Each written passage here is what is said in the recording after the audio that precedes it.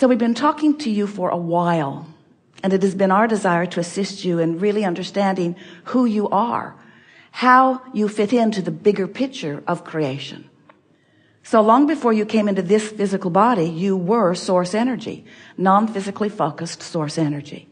And even when your consciousness came into this body and you donned this personality and they gave you that name and they appreciated the beingness of that which you are, still the non-physical part of you remains non-physically focused, pure positive energy. Sometimes you call that soul. We call it your inner being, consciousness. It is source energy. It's the source energy part of you. So here you are in your body, out here on this leading edge time-space reality, mixing it up with each other, observing, contemplating, focusing, giving your attention to this and that. And as you do, you're sifting through variety, and in doing so, you're doing exactly what you knew you would do. You are coming to personal preferences because you have a personal perspective that matters. So as you are sifting, knowing what you don't want, knowing what you do want, you're coming to all kinds of conclusions even before you're able to speak with words, or even sometimes when you don't want to speak them in words. You are forming preferences, personal preferences that are so important to the scheme, to the larger scheme, because as you are giving birth to these new desires are being held for you, really for all of us, in what we have been lovingly referring to as the vortex of creation. And the reason that we are giving you the analogy of this vortex, this swirling place where all thoughts that you are asking for, all things wanted, all the best of what you have lived so far is being held for you, is because we want you to begin to understand that you have potentially 2 points of attraction. There's the point of attraction of who you really are and all that you've become. And there's a point of attraction of who you are right now, this red hot minute, as you're focused upon whatever you're focused upon, past, present, or future. So you have the opportunity to have 2 opposing vibrational points of attraction, or 2 aligned, which would really be 1.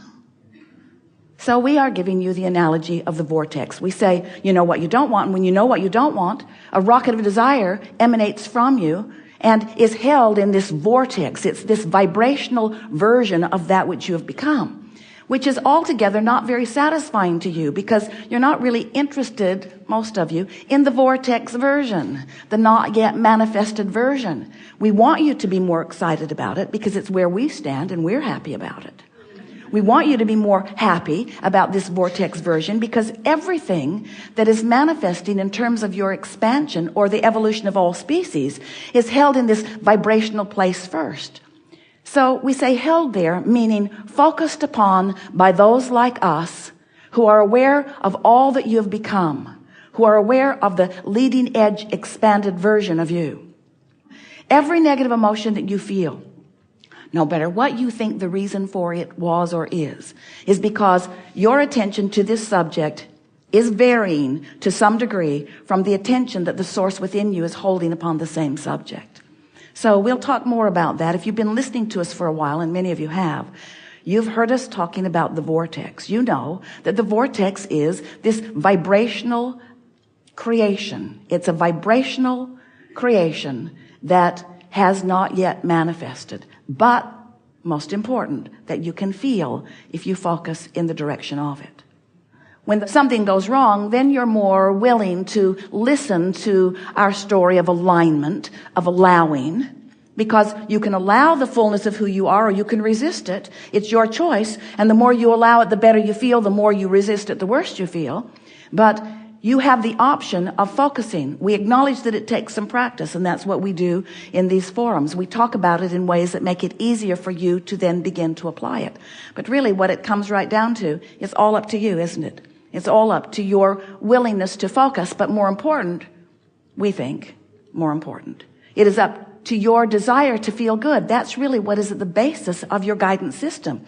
If you care about how you feel, then you're going to choose better and better feeling thoughts. And when you choose better and better feeling thoughts, you'll choose more often to be in the vortex. You'll choose more often to be in alignment with all that you are.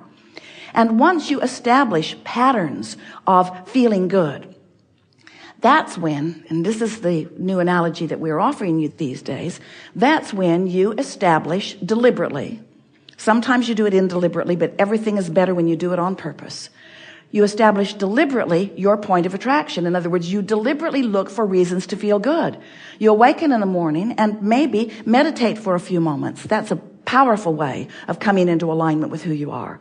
Because when you stop thought, you stop resistant thought. And when you stop resistant thought, your vibration raises. And when your vibration raises, you come into alignment with who you are. When you make lists of positive aspects, you come into alignment with who you are. When you focus upon things that you appreciate, you come into alignment with who you are. But sometimes something that's happening in your experience has your attention, and it's right that it does sometimes. So sometimes something has your attention that keeps you from being in alignment with who you really are. And so what we want to help you to understand is that no matter what you are giving your attention to, in giving your attention to it, you are establishing what we are calling a basis or a foundation or a point of attraction.